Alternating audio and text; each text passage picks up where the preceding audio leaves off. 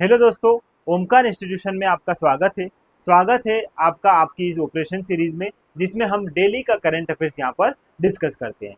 दोस्तों, जैसा कि आप सभी ने बताया है कि सर करंट अफेयर्स का जो है आपका नेशनल इंटरनेशनल का जो वीडियो है, इसमें आप हमारा एमपी का करंट अफेयर्स भी ऐड कर दीजिए। इसी बात को ध्यान में रखकर जो है आज से आपकी जो क्लास रहेगी, इसमें दोस्तों डेली का करंट अफेयर्स नेशनल इंटरनेशनल के संदर्भ में तो रहेगा, साथ ही साथ दोस्तों एमपी की भी करंट अफेयर्स की सारी जानकारी आपको इसी वीडियो के माध्यम से मिल जाएगी। क्यों? क्योंकि दोस्तों एमपी पीएससी प्रीलिम्स की यदि आप इकाई 8 देखोगे, कौन सी इकाई? अगर आप यूनिट 8 की बात करोगे दोस्तों, तो यूनिट 8 में आप राष्ट्रीय एवं अंतरराष्ट्रीय घटनाक्रम जो है, इसके साथ साथ मध्य प्रदेश का करंट अफेयर्स भी देखते हैं। तो सिलेबस यदि आप उठाओगे तो उसमें आपको नेशनल इंटरनेशनल जो है करंट अफेयर्स, उसके साथ साथ एमपी का करंट अफेयर्स भी पूछा जाता है। तो इस वीडियो के माध्यम से हम इकाई 8 को समग्रता के साथ यहाँ पर क्या करेंगे दोस्तों, अध्ययन करेंगे। ठीक है, यकीन मानो आपका स्टैटिक पोर्शन भी जो है, यदि चाहे वो नेशनल इंटरनेशनल से संबंधित हो, चाहे वो मध्य प्रदेश से संबंधित हो, उसको भी बहुत बेहतर तरीके से हम यहाँ पर क्या करेंगे, कंप्लीट करेंगे, ताकि एमपीपीएससी प्रीलिम्स की इकाई 8 को लेकर आपको कोई भी टेंशन ना रहे। दोस्तों, इसके साथ साथ थोड़ी सी इंफॉर्मेशन में और बता देना चाहूंगा दोस्तों, हमारे संस्थान द्वारा एमपीपीएससी प्रीलिम्स 2025 को टारगेट करके unit first, unit second, unit 4, unit 6, unit 10, इन 5 यूनिट के नोट्स जो है मार्केट में जल्दी ही आपके लिए अवेलेबल होने वाले हैं बुक्स फॉर्मेट में। और यदि आप हमारे टेलीग्राम चैनल से जुड़ोगे तो बाकी के जो सारे नोट्स हैं वो भी आपको हम वहां पर क्या करवा देंगे, पीडीएफ फॉर्मेट में प्रोवाइड करवा देंगे। इसके साथ साथ दोस्तों अभी हमारे संस्थान द्वारा 15 नवंबर से, कब से दोस्तों, 15 नवंबर से एमपीपीएससी प्रीलिम्स प्लस मेंस दोनों की बैच जो है, नवीन बैच जो है प्रारंभ कर रहे हैं। उसमें दोस्तों 2025 को टारगेट कर कर हम क्या करेंगे, हमारी तैयारी को आगे बढ़ाएंगे। जिसमें दोस्तों यदि आप ऑफलाइन जुड़ना चाहते हो, आप ऑफलाइन अपनी तैयारी को करना चाहते हो, तो आप ऑफलाइन भी हमसे संपर्क करके सारी इंफॉर्मेशन ले सकते हो। आपको वहाँ पर सारी जानकारी दे दी जाएगी। और जो स्टूडेंट ऑनलाइन अगर अपनी तैयारी शुरू करना चाहते हैं, तो वो ऑनलाइन हमसे जुड़कर मात्र 1999 मतलब 999 में आप अपनी तैयारी को बेहतर तरीके से संचालित कर सकते हो, जिसमें संपूर्ण प्रीलिम्स जो है आपको यहाँ पर क्या करवाया जाएगा, पढ़ाया जाएगा। इसके साथ साथ दोस्तों यूट्यूब पर भी आपकी अब रेगुलर क्लास रहेगी, जिसमें हम ये सारी जो यूनिट्स हैं, इन सारी यूनिट्स पर क्या करेंगे, बात करेंगे।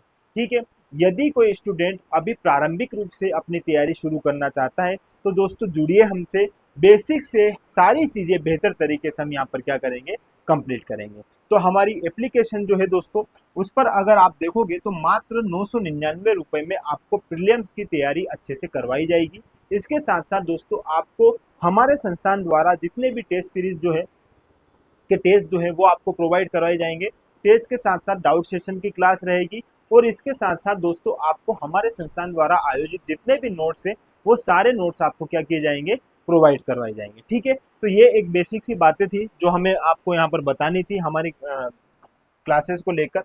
अब प्रारंभ करते हैं हमारी पहली और आज की प्रमुख खबर से। ठीक है, तो दोस्तों आज की हमारी पहली खबर जो है वो है वायरस को लेकर। ठीक है, ये है एक नया वायरस मारबर्ग। ठीक है, तो यहाँ पर हम अंतरराष्ट्रीय घटनाक्रम की बात कर रहे हैं, और इसके साथ साथ फिर हम राष्ट्रीय घटनाक्रम की भी बात करेंगे, और फिर बात करेंगे दोस्तों हमारे मध्य प्रदेश की। मध्य प्रदेश के संदर्भ में जितने भी प्रश्न पूछे जाते हैं हमारी एग्जाम से संबंधित, वो सारी बातें हम यहाँ पर देखेंगे। अभी जो रामसर साइड बनी है उनके बारे में देखेंगे, कौन कौन सी है, कब कब कहाँ पर स्थित है, सारी रामसर साइड यहाँ पर देखो, हम अच्छे से इनका भी डिस्कस करेंगे।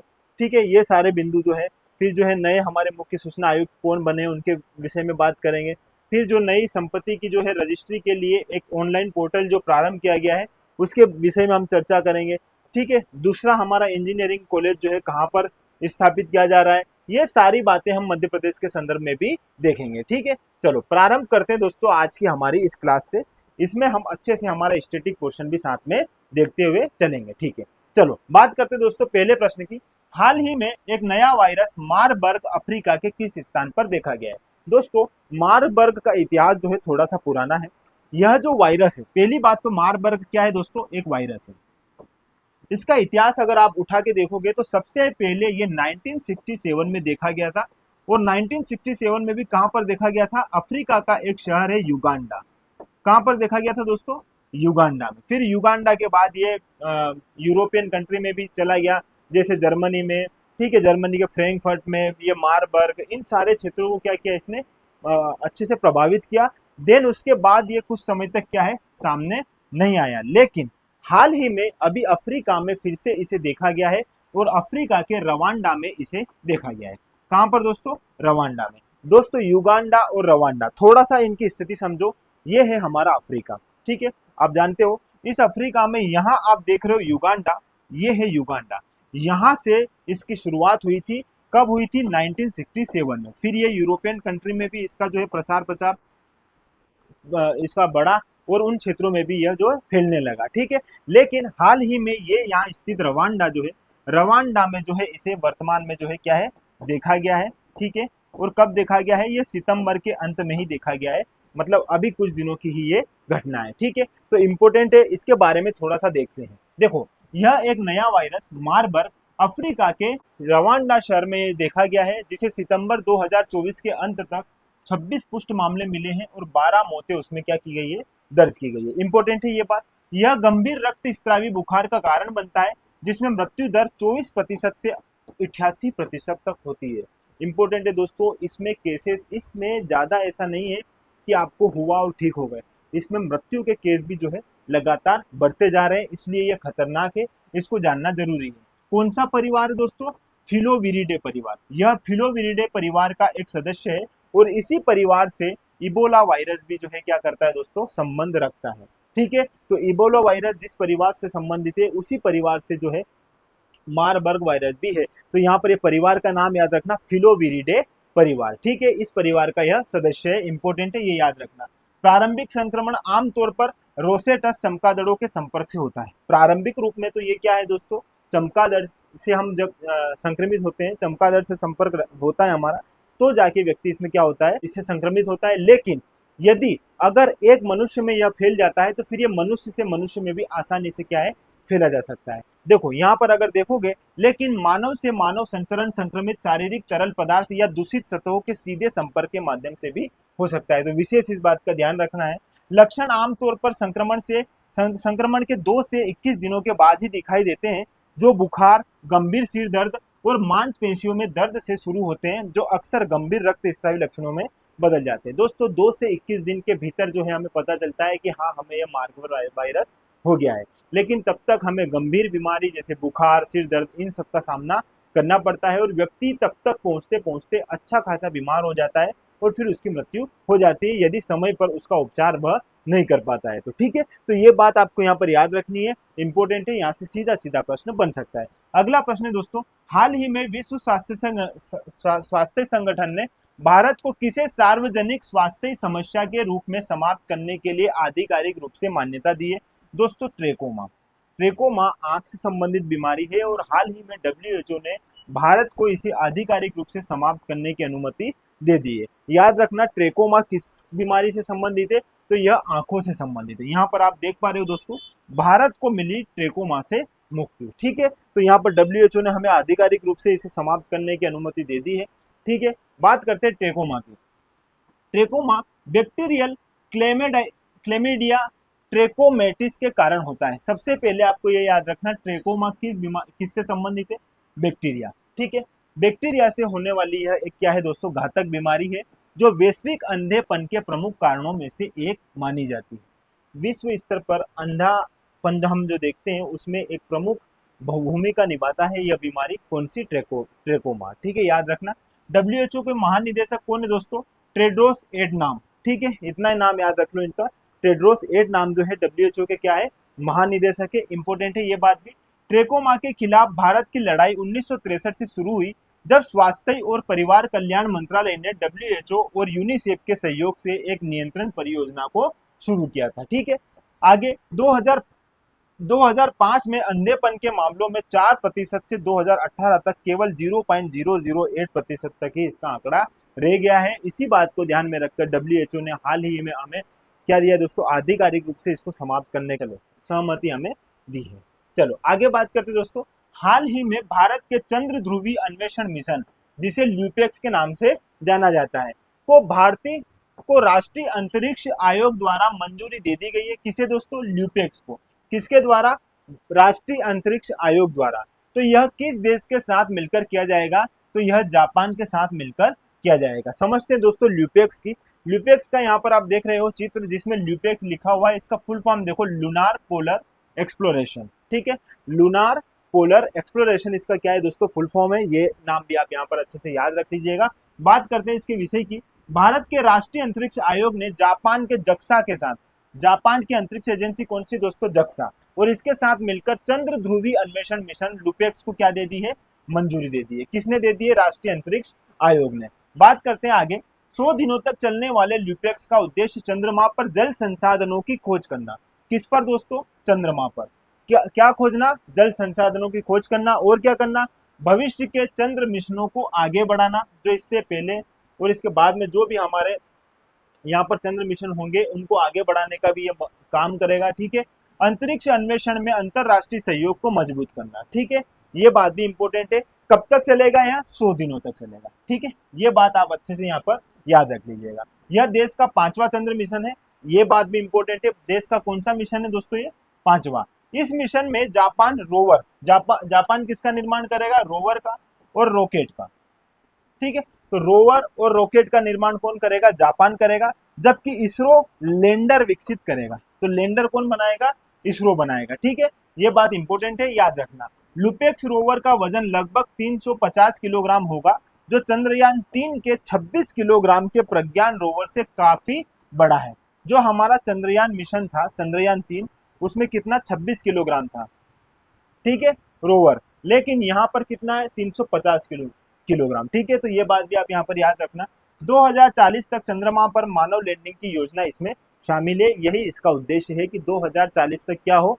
मानव लैंडिंग की जा सके। ठीक है, इंपॉर्टेंट है, ये बिंदु भी आपको यहाँ पर याद रखना है। चलो अगला बिंदु है, टेनिस के दिग्गज खिलाड़ी राफेल नडाल ने 23 साल के शानदार करियर के बाद पेशेवर टेनिस से संन्यास लेने की घोषणा की है। यह किस देश से संबंधित है दोस्तों? राफेल नडाल कहाँ से संबंधित है? स्पेन से संबंधित है। ठीक है, इनके बारे में आप जानते हो। देखो, ये है इनका चित्र।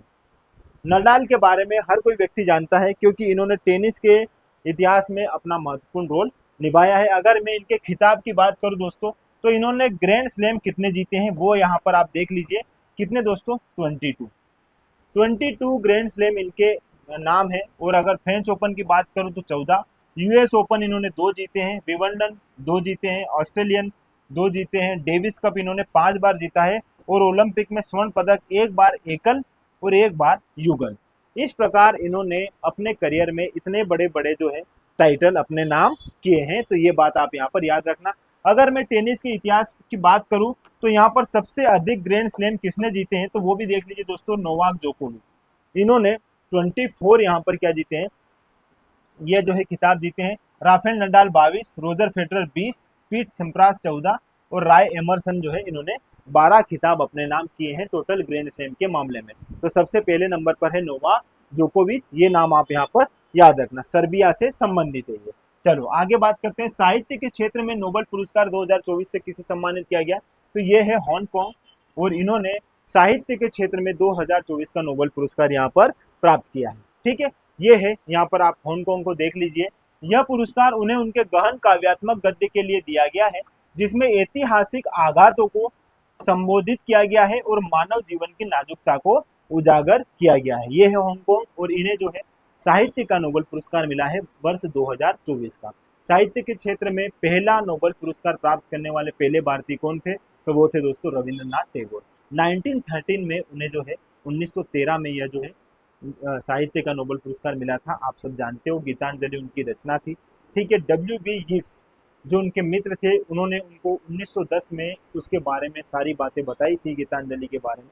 फिर उन्होंने उनका ट्रांसलेट किया और फिर बाद में उन्हें 1913 में जो है यह साहित्य का नोबेल पुरस्कार प्राप्त हुआ। सारी बातें आपको पता है, तो यहाँ पर ये नाम भी याद रख लीजिएगा। ठीक है, चलो आगे बात करते हैं ट्यूनीशिया की। ट्यूनीशिया के राष्ट्रपति के रूप में किसने अपना दूसरा 5 वर्षीय कार्यकाल हासिल किया है? दोस्तों केस सैयद। केस सैयद ने ट्यूनिशिया के राष्ट्रपति के रूप में फिर से क्या लिए दोस्तों, शपथ लिए। लगभग 90.7% वोट जो है इन्होंने प्राप्त किए हैं। अगर आप इनको देखोगे तो ये है दोस्तों केस सैयद, ठीक है। और बात करूं मैं ट्यूनिशिया की, तो ये है दोस्तों ट्यूनिशिया। ये इस क्षेत्र में जो है आप देखोगे ये है ट्यूनिशिया। अगर आपको सही से नहीं दिख पा रहा है तो एक बार फिर से देखिए, ये जो क्षेत्र है ये है ट्यूनिशिया वाला क्षेत्र, ये अल्जीरिया और ये लीबिया वाला क्षेत्र जो है इसके जस्ट पास में है यहाँ पर ट्यूनिशिया। इसकी राजधानी ट्यूनिस है, ये बात आप अच्छे से यहाँ पर देख लीजिएगा। बात करते हैं दोस्तों यहाँ पर इनकी, तो 90.7% वोट इन्होंने क्या किए हैं, केस सईद ने हासिल किए हैं और फिर से जो है दूसरी बार के लिए क्या बन गए, यहाँ पर राष्ट्रपति बन गए। अगर राजधानी की बात करूँ ट्यूनिशिया की, तो इसकी राजधानी है ट्यूनिस, मुद्रा है दोस्तों इसकी दिनार, और अब वर्तमान राष्ट्रपति कौन बन चुके हैं, केस सईद, और इन्हें स्वतंत्रता मिली थी फ्रांस से 1956 में। तो ये कुछ बिंदु है ट्यूनिशिया के संबंध में जो आपको यहाँ पर याद रखना है। चलो आगे बात करते हैं दोस्तों, अंतर्राष्ट्रीय बालिका दिवस कब मनाया जाएगा। 11 अक्टूबर को जो है अंतर्राष्ट्रीय बालिका दिवस मनाया जाता है, ये आप जानते हो। और यहाँ पर 2024 की जो थीम है ये इंपॉर्टेंट है, ये याद रखिएगा दोस्तों, भविष्य के लिए लड़कियों का दृष्टिकोण। भविष्य के लिए लड़कियों का दृष्टिकोण इंपॉर्टेंट है, थीम 2024 की यहाँ पर आपको याद रखनी है बालिका दिवस की, ठीक है, अंतर्राष्ट्रीय बालिका दिवस की। चलो बात करते हैं दोस्तों मध्य प्रदेश करंट अफेयर्स की। मध्य प्रदेश का करंट अफेयर्स, जैसा कि आप लोगों ने बोला कि सर एक ही क्लास में मध्य प्रदेश का करंट अफेयर्स भी हमें बता दीजिए और नेशनल इंटरनेशनल भी बता दीजिए, जिससे क्या होगा, जो 8वीं यूनिट है एमपीपीएससी प्रीलिम्स की, उसको हम समग्रता के साथ एक साथ जो है यहाँ पर क्या कर पाए, कंप्लीट कर पाए। यकीन मानो दोस्तों, यहाँ से बाहर आपको कहीं देखने की आवश्यकता भी नहीं पड़ेगी यूनिट 8 को लेकर। चलो बात कर लेते हैं थोड़ा सा हमारे आज के इन बिंदुओं की। तो पहला हमारा टॉपिक है यहाँ पर, पहला क्वेश्चन जो है हमारा यहाँ पर, तवा जलाशय किससे संबंधित प्रश्न है पहला दोस्तों हमारा यहाँ पर, तवा से, ठीक है। तवा जलाशय के रामसर साइट में शामिल होने के पश्चात मध्य प्रदेश में रामसर साइट की संख्या कितनी हो गई है दोस्तों। यहाँ पर वर्तमान में अगर बात करूं तो मध्य प्रदेश में 5 रामसर साइट जो है हो चुकी है। कितनी, 5 रामसर साइट। बात कर लेते हैं इन साइट्स की। देखो सबसे पहले बात करते हैं तवा जलाशय, ठीक है। तवा जलाशय जो है यह भारत की 85वीं क्रमांक की और मध्य प्रदेश की 5वीं रामसर साइट बनाई गई है। तो मध्य प्रदेश की 5वीं रामसर साइट कौन सी दोस्तों, तवा जलाशय, ठीक है, इंपॉर्टेंट है। अब इसकी स्थिति देख लीजिए, कहाँ स्थित है ये नर्मदापुरम होशंगाबाद में यह स्थित है। या चित्र में आप देख पा रहे होंगे तवा जलाशय, ठीक है दोस्तों। यह सतपुड़ा क्षेत्र में तवा और देनवा, कौन सी नदी है ये दोनों, जो सतपुड़ा क्षेत्र में बहती है, तवा और देनवा, इन दोनों के संगम पर स्थित है आपका तवा जलाशय। याद रखना दोस्तों, तवा व देनवा नदी पर, ठीक है। इस पर लगभग 1400 विभिन्न प्रजाति के पेड़ पौधे हैं। इसकी ऊंचाई 58 मीटर है और लंबाई 1815 मीटर है, ठीक है। यह सतपुड़ा टाइगर रिजर्व के अंदर स्थित है। तो सतपुड़ा टाइगर रिजर्व आप जानते हो दोस्तों, होशंगाबाद क्षेत्र में स्थित है और यहीं पर आपको मिलेगा तवा जलाशय। यहाँ चित्र के माध्यम से भी देख सकते हो। तो यह जो है भारत की 85वीं व मध्य प्रदेश की कौन सी दोस्तों, 5वीं रामसर साइट है। इंपॉर्टेंट है, याद रखना, 5वीं जो है आपकी मध्य प्रदेश की क्या बनी है दोस्तों, ये रामसर साइट बनी है। अगला, अगर मैं बात करूं इन 5 रामसर साइट की, तो कौन कौन सी 5 है, तो पहली हमने देख ली तवा। दूसरी बात करते हैं भोज वेटलैंड। भोज वेटलैंड मध्य प्रदेश की पहली रामसर साइट है। कौन सी दोस्तों, पहली। यहाँ पर याद रखना कि मध्य प्रदेश की पहली जो है रामसर साइट कौन सी है, तो वो है भोज वेटलैंड। और यह कहाँ पर स्थित है, यह स्थित है भोपाल में और इसे 2002 में शामिल किया गया था। इसके निर्माणकर्ता कौन है दोस्तों, तो राजा भोज इसके निर्माण करता है और यह क्षेत्रफल की दृष्टि से सबसे बड़ी रामसर साइट है। तो यहाँ पर भोज वेटलैंड को भूलना मत दोस्तों, पहली है हमारे मध्य प्रदेश की और क्षेत्रफल के आधार पर भी सबसे बड़ी है, ठीक है। वर्ष 2002 में इसे शामिल किया गया था। स्थिति इसकी कहाँ पर है, भोपाल में, और राजा भोज जो है इसके क्या है दोस्तों, निर्माण करता है। ये भी बात आप यहाँ पर याद रखना, इस चित्र के माध्यम से आप यहाँ पर देख पा रहे होंगे, ठीक है। अगली अगर मैं बात करूँ तो अगली है हमारी दोस्तों सांख्य सागर झील। यह मध्य प्रदेश की पहली रामसर साइट है। यहाँ पर डाल दिया है गलत, ठीक है। आप ये याद रखना, यह मध्य प्रदेश के किस जिले में स्थित है दोस्तों, शिवपुरी में।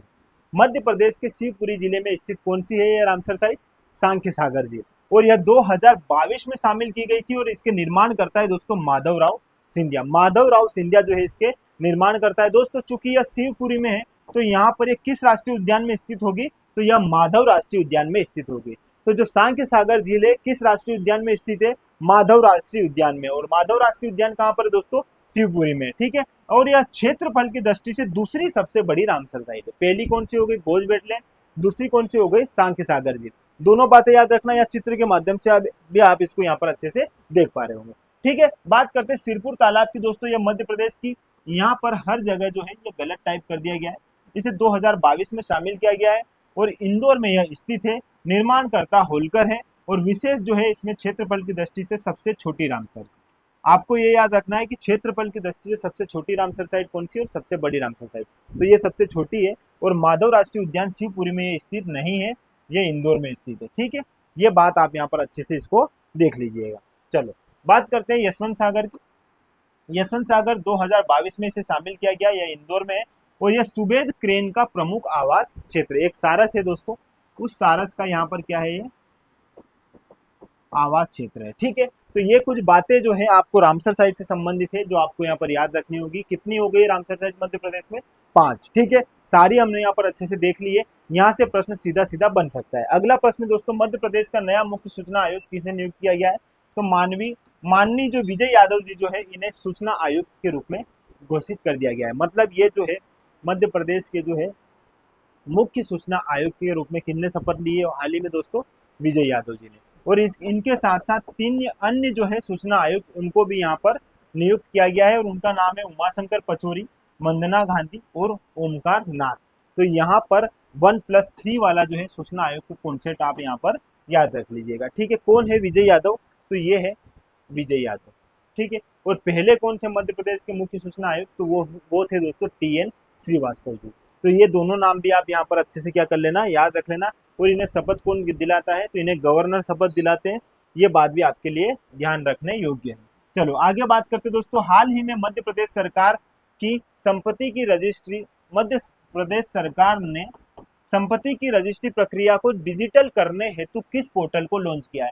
अब जो है जितनी भी रजिस्ट्री होगी दोस्तों, उन्हें किस आधार पर की जाएगी, डिजिटल तरीके से उनकी क्या की जाएगी, रजिस्ट्री की जाए। इसी बात को ध्यान में रखकर एक पोर्टल का लॉन्च किया गया है और उस पोर्टल का नाम है दोस्तों संपदा 2 नाम से इस पोर्टल को लॉन्च किया गया है, जो हमारी जितनी भी रजिस्ट्री रहेगी संपत्ति से संबंधित, उनको डिजिटल तरीके से क्या करेगा, इस पोर्टल के माध्यम से हम क्या कर सकते हैं, उसको अच्छे से उसकी रजिस्ट्री कर सकते हैं। ज़्यादा भागदौड़ नहीं करनी पड़ेगी, अच्छे से जो है सारा काम इसमें आसानी से हो पाएगा। ठीक है, सारा पोर्टल दोस्तों यह व्यवसाय राजस्व से संबंधित पोर्टल है। सारा पोर्टल किससे संबंधित था, राजस्व से। यह राजस्व से संबंधित पोर्टल है, ये बिंदु भी आप यहाँ पर अच्छे से याद रख लीजिएगा। बात करते हैं संपदा 2 पोर्टल की दोस्तों, तो यह 10 अक्टूबर 2024 को इसे लॉन्च किया गया। कब किया गया दोस्तों, कल, यानी 10 अक्टूबर 2024 को इसे क्या कर दिया है, लॉन्च किया गया है। और यह मध्य प्रदेश के सभी 55 जिलों में लागू किया जाएगा। ठीक है, ये बात भी याद रखना। और पायलट प्रोजेक्ट के तहत इसे गुना, अशोकनगर, हरदा, डिंडोरी तथा रतलाम जिले में शुरू किया गया था। ये बात इंपॉर्टेंट है, आपको केवल ये याद रखना है कि जो संपदा 2 पोर्टल है ये किससे संबंधित है, तो ये नवीनतम रूप से हम रजिस्ट्री जो करवाते हैं हमारे संपत्ति की, उनको ऑनलाइन या डिजिटल तरीके से संपत्ति करने का एक क्या है, वो प्लेटफॉर्म है, एक पोर्टल है। इसे आप यहाँ पर अच्छे से याद रख लीजिएगा। ठीक है, चलो आगे बात करते हैं दोस्तों, प्रदेश के किस जिले में दूसरा कृषि इंजीनियरिंग महाविद्यालय खोलना प्रस्तावित हुआ है। यहाँ पर दूसरा कृषि विश्वविद्यालय की बात कर रहा हूं दोस्तों। पहला विश्वविद्यालय, कृषि विश्वविद्यालय 1964 में कहाँ पर, जबलपुर में खोला गया था। ठीक है, जवाहरलाल नेहरू कृषि विश्वविद्यालय आप जानते हो। और अभी हाल ही में अशोकनगर में जो है यह दूसरा महाविद्यालय जो है यहाँ पर खोला जाएगा कृषि इंजीनियरिंग का। ठीक है, अशोकनगर की अगर मैं बात करूं दोस्तों, थोड़ा सा समझ लीजिएगा। अशोकनगर को गुना से अलग किया गया था। किससे, गुना से। कब किया गया था, 2003 में। मतलब 2003 में यह अस्तित्व में आया था। यहाँ पर आप देखोगे एक इंपॉर्टेंट अभिलेख है दोस्तों, जिसे तुमेन अभिलेख के नाम से जाना जाता है। तुमेन अभिलेख आपको कहाँ मिलेगा, अशोकनगर में मिलेगा। किससे संबंधित है दोस्तों, यह कुमारगुप्त से संबंधित है। इसमें कुमारगुप्त को क्या कहा गया है, तो इसमें कुमारगुप्त को शरतकालीन सूर्य के भांति समझा गया है। किसके समान दोस्तों, शरतकालीन सूर्य की भांति। तो यहाँ पर कुमारगुप्त का संबंध तुमेन अभिलेख से है, और तुमेन अभिलेख कहाँ पर दोस्तों, अशोकनगर में। ये सारी बातें आपको पता है। फिर बात करते हैं दोस्तों यहाँ पर चंदेरी की साड़ी की। चंदेरी की साड़ी आप जानते हैं दोस्तों, जिसे जीआई टैग मिला है 2005 में। प्रश्न ये बन सकता है कि चंदेरी की साड़ी को जीआई टैग कब मिला है, 2005 में। ये बिंदु आप यहाँ पर याद रखना, इंपोर्टेंट है। ठीक है, अब बात करते हैं चंदेरी। चंदेरी अभी आपने स्त्री मूवी देख ही ली होगी, बहुत सारा इतिहास आपको पता चल ही गया है ना। ठीक है। सरकटे का आतंक आपने देखा होगा, स्त्री 2 अगर नहीं देखी है तो देख लीजिएगा, बहुत अच्छी मूवी है। तो वहां पर आपको क्या क्या मिलेगा, हवा महल मिलेगा, नौखंडा महल मिलेगा, खूनी दरवाजा मिलेगा, कोशक महल मिलेगा। और यहाँ पर आपने एक युद्ध का नाम सुना होगा, चंदेरी का युद्ध 1528 में हुआ था मेदिनी राय और बाबर के मध्य में, जिसमें बाबर विजित हुआ और मेदिनी राय जो है पराजित हुआ था। तो चंदेरी का युद्ध भी आपको यहाँ पर, चंदेरी अशोकनगर से संबंधित है, याद रखना है। ठीक है, तो ये कुछ बातें हैं जो आपको यहाँ पर अच्छे से याद रखनी है। अब दोस्तों थोड़ा सा हम क्या कर लेते हैं, रिवीजन कर लेते हैं हमारे कल के प्रश्नों का। कल के जो हमने प्रश्न देखे थे उनको एक बार देख लो। 8 अक्टूबर 2024 को किन राज्यों के विधानसभा चुनाव का फैसला चुनाव आयोग द्वारा सुनाया गया? तो जम्मू कश्मीर और हरियाणा दोनों की 90-90 सीट जो है विधानसभा सीटों पर ये जो चुनाव हुआ, जिसमें जो है हमने अच्छे से इसका डिस्कस कर लिया था। तो हाल ही में इन दोनों राज्यों में क्या हुए हैं, चुनाव हुए और उनका परिणाम भी घोषित कर दिया। बात करते हैं, हाल ही में भारत ने संयुक्त अरब अमीरात के साथ द्विपक्षीय निवेश संधि पर हस्ताक्षर किए हैं, जिसमें विदेशी निवेशकों के लिए मध्यस्थता अवधि को 5 साल से घटाकर कितने साल कर दिया गया दोस्तों? 3 साल कर दिया है। ठीक है, ये भी हमने अच्छे से डिस्कस किया था। अगला हमारा प्रश्न है दोस्तों, विश्व मानसिक दिवस कब मनाया जाता है? तो विश्व मानसिक दिवस आप मुझे कमेंट सेक्शन में लिखिएगा दोस्तों, कब मनाया जाता है। इसके बारे में भी हमने अच्छे से क्या कर ली थी, चर्चा कर ली थी। तो चलो दोस्तों, आज की हमारी क्लास को हम विराम देते हैं। और आज से हमारी जो क्लास रहेगी, यह क्लास जो है नेशनल इंटरनेशनल करंट अफेयर्स के साथ साथ मध्य प्रदेश करंट अफेयर्स के संदर्भ में भी रहेगी, ताकि हमारी इकाई 8 जो है एमपीपीएससी प्रीलिम्स की, वो बेहतर तरीके से इसमें क्या हो जाए, कंप्लीट हो जाए। इसी एक वीडियो के माध्यम से हमारी पूरी कंप्लीट जो है इकाई 8 जो है पूरी हो जाए। और दोस्तों इसके साथ साथ स्टैटिक पोर्शन भी हम अच्छे से इसी में पूरी तरीके से देख सके। ठीक है, तो इस प्रकार दोस्तों हमसे जुड़े रहिए, और जुड़े रहने के लिए आपका बहुत बहुत धन्यवाद। Thank you.